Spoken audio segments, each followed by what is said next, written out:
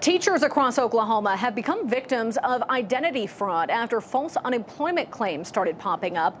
While teachers are trying to repair the damage done, federal investigators are looking into how their personal information was leaked. 5 News reporter Tiffany Lee has more. We have a massive amount of fraud going on with regard to unemployment in Oklahoma, specifically with regard to public employees, teachers, and other school employees. Brandon Carey, attorney for the Oklahoma State School Board Association, says in the last few months, a large amount of unemployment claims have come from people who are still employed. This has become a problem in many local Oklahoma school districts. Some districts have had almost every employee's identity used to file a fraudulent unemployment claim. For many, they don't realize their identity had been used until they received their claim letter in the mail.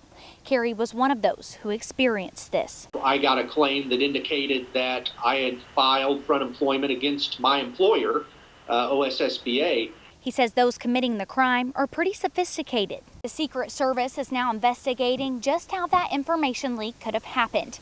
Many school districts in our local area have been affected.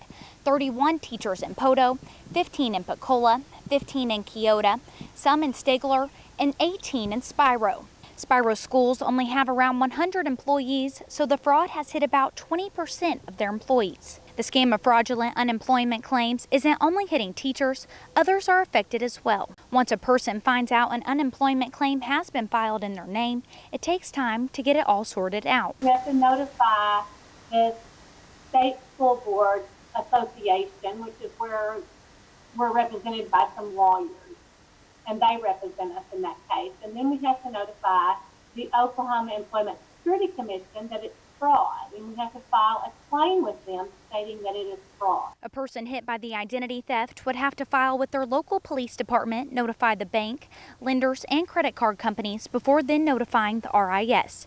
In Spiro, covering news where you live, Tiffany Lee, 5 News. Now, federal investigators are searching for the breach that exposed the names, social security numbers, and other personal information of the victims.